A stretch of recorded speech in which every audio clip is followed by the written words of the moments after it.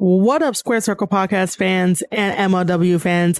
Thank you for tuning in to a brand new episode of the Square Circle Podcast, where once again, I am talking about MLW Fusion Alpha that happened on November 15th, 2021.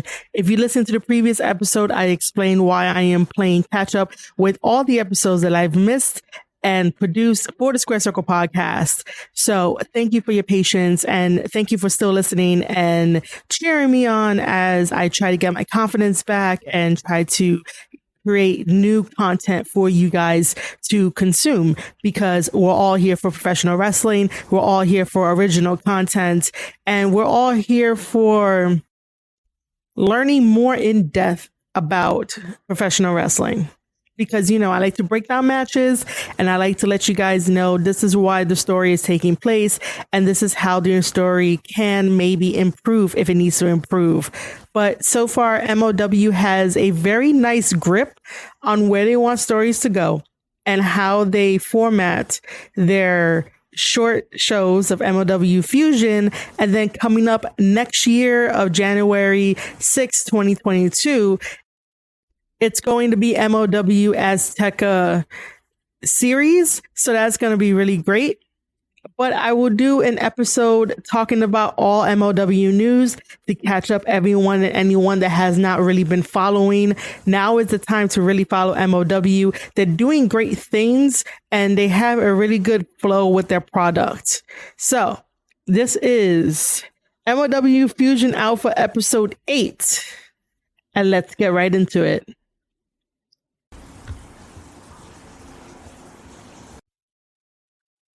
MLW Fusion Alpha opens up with Emilio trying to interview Hammerstone and his team about their differences with Cesar Duran and the upcoming War Chamber pay-per-view that has everyone with a lot of questions.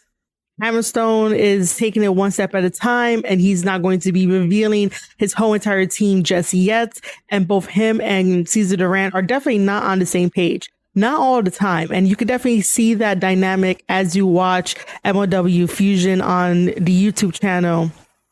So Cesar Duran comes in and reminds Hammerstone that he needs one more guy to complete his team.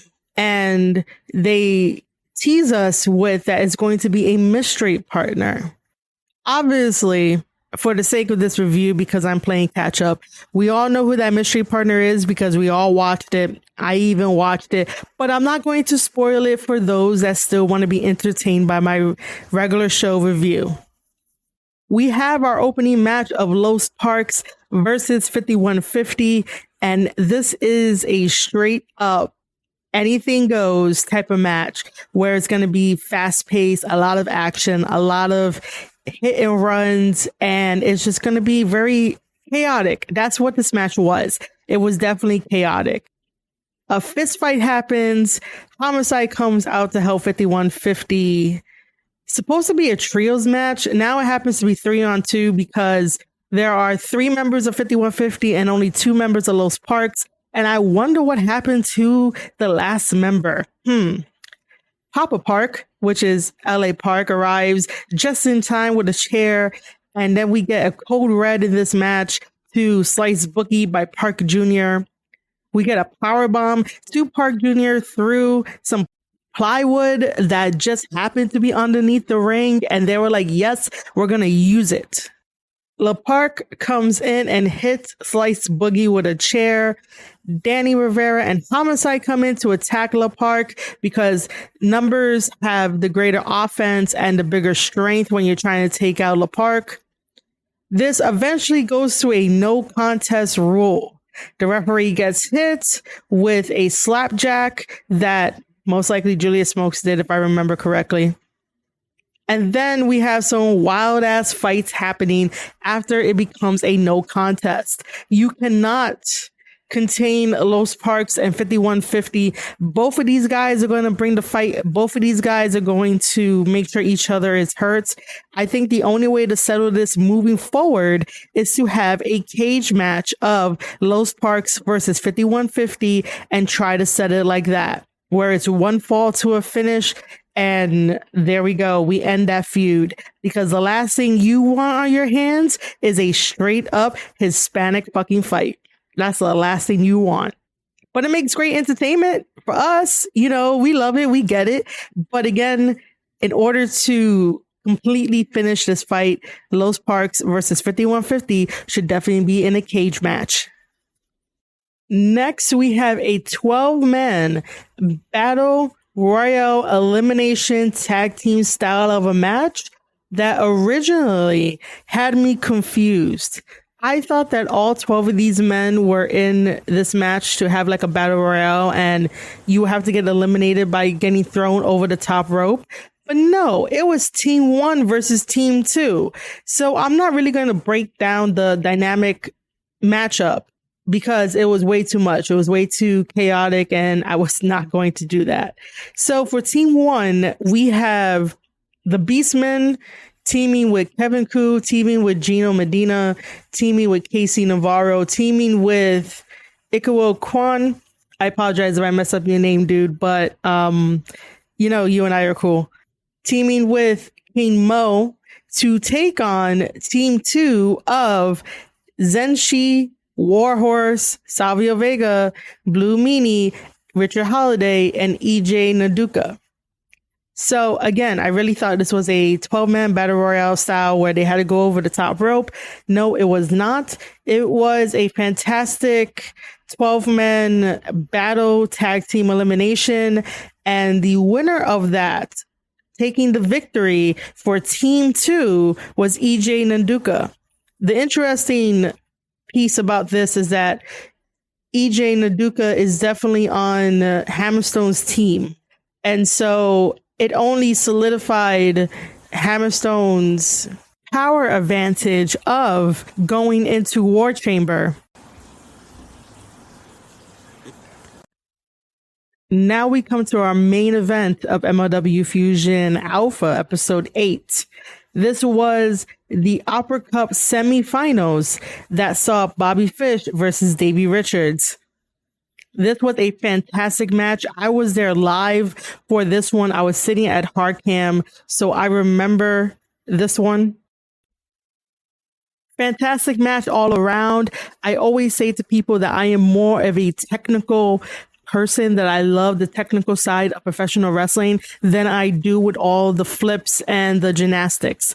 If you could find a middle ground to have both technical and gymnastics as an all-around fighter, then I would definitely pay attention. But if all you're doing is flipping and flipping and flipping with no psychology, nothing to follow up with why you're doing this move, so that way I can explain it to the casual fan so they could fall in love with not only your character, but also the story you're trying to tell.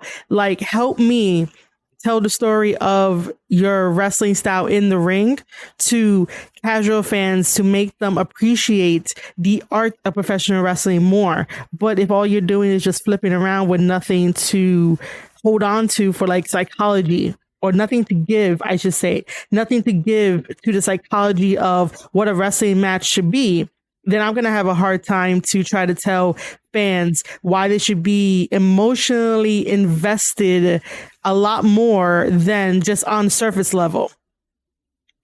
So this match was fantastic because Bobby Fish and Davey Richards are both technically sound wrestlers. And that gets me super excited, very super excited. I hope you guys can like hear the cheesy smile I have behind this microphone as I say that both of these guys are amazing.